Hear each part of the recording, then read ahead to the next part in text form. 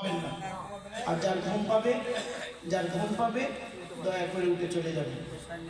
ঘুমন্ত না মরন্ত, ঘুমন্ত না মরন্ত, আমার বেকার শ্রোতার প্রয়োজন নেই। আমি যে কথাগুলো বলবো কথাগুলো কানের ভিতরে ঢুকিয়ে নিই, কলজের ভিতরে ঢুকিয়ে নিই, লাভ হবে। জলসা কেন দেন? আমি কয়েকটা প্রশ্ন করছি, উত্তর দেন। জলসা আপনারা কেন দেন? কারণটা কি? জলসা দেওয়ার উদ্দেশ্য হলো তিনটে। কটা?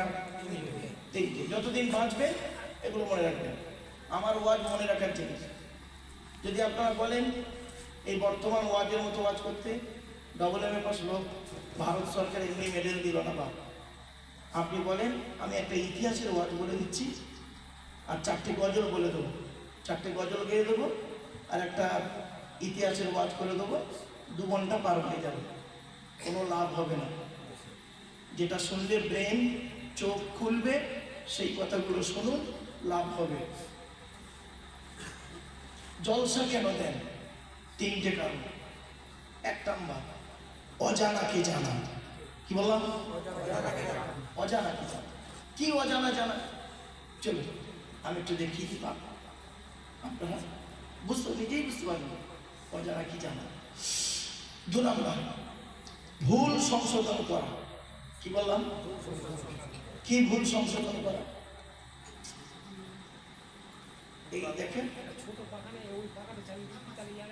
ছেড়ে দেন। আসলে আপনারা বয়স্ক লোক যারা আছেন, কমিটি যারা আছেন, আসলে আপনাদেরকে এই গাইডগুলো দেওয়া হয় না। জলসাটা কীভাবে দিতে হয়, কোন জায়গায় বসলে কোন জায়গাতে কি হয়, সেই জায়গাতে পরিবেশটা কীরকম হবে, ঠিক আছে? সেই পরিবেশটা আপনাদের শেখানো হয়নি। আপনাদেরকে দেখানো হয় যে প্যান্ডেলটা শুনবে আর বাকি সব অশুনবে, এতে কোনো দাম নেই। চলুন এগিয়ে যাই। আমাকে নিয়ে চিন্তা টেনশন করতে হবে না, দয়া করে শুনে নিন। জলসা দেওয়ার উদ্দেশ্য হলো 3টে। 1 নাম্বার, অজানাকে জানা। 2 নাম্বার, ভুল সংশোধন করা। 3 নাম্বার, কিছু পরামর্শ নিয়ে নেওয়া। কি পরামর্শ দেব? আমি ব্যক্তিগত কোনো পরামর্শ আপনাদেরকে দেব না। আমার হাতে রয়েছে কোরআন, আমার হাতে রয়েছে কোরআন। পানি লেসে ডুবিয়ে দিচ্ছি। আপনি একটু মুখে টানুন হয়ে যাওয়া। 1 মিনিট বাবা, আস্তে আস্তে বাবা।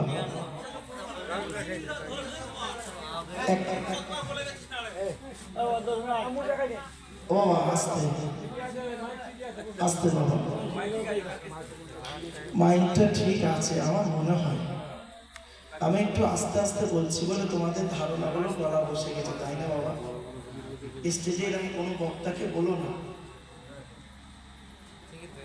বলো না বাবা, কোনোদিন কোনো বক্তাকে গলা আমার ধরে না। আমি কলেজ ইউনিভার্সিটির ছেলে মেয়ে পড়া, আমার তোমরা সাধারণ মৌলবীর মতো ভেবো না।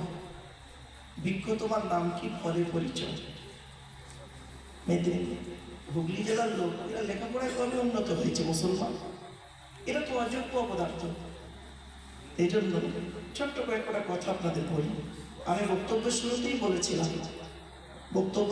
বলেছিলাম যে আপনারা গতানুগতিক বক্তাদের ওয়াজ শুনতে চান না নবীজির ওয়াজ শুনতে চান? বলেছিলাম না? কেন বলেছিলাম কথাটা? কারণটা ছিল নবীজি এইভাবে ওয়াজ করতেন না চিৎকার চেঁচামেচি করে। নবীজির ওয়াজ ছিল টু দি পয়েন্টের উপরে। তোমরা এখানেই বললে নবীজি কিভাবে ওয়াজ করতেন সেইভাবেই করুন।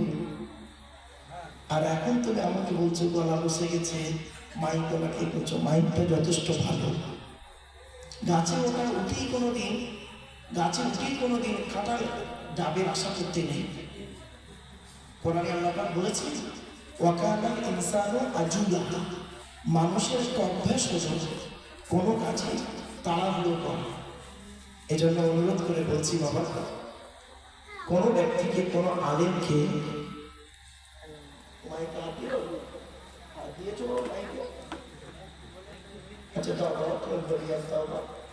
তোমার মনের মতো বলিয়া এরা যেটা চায় তুমি সেটা করো না।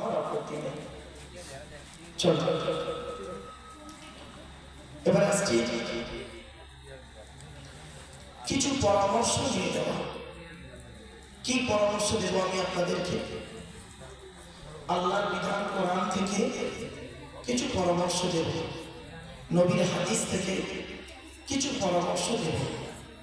সেই পরামর্শ মোতাবেক যদি আপনি পৃথিবীতে চলতে পারেন, শান্তিতে থাকতে পারবেন, আশা করা যায় পরকালে জান্নাত পেতে পারবেন ইনশাআল্লাহ। এবার আসছি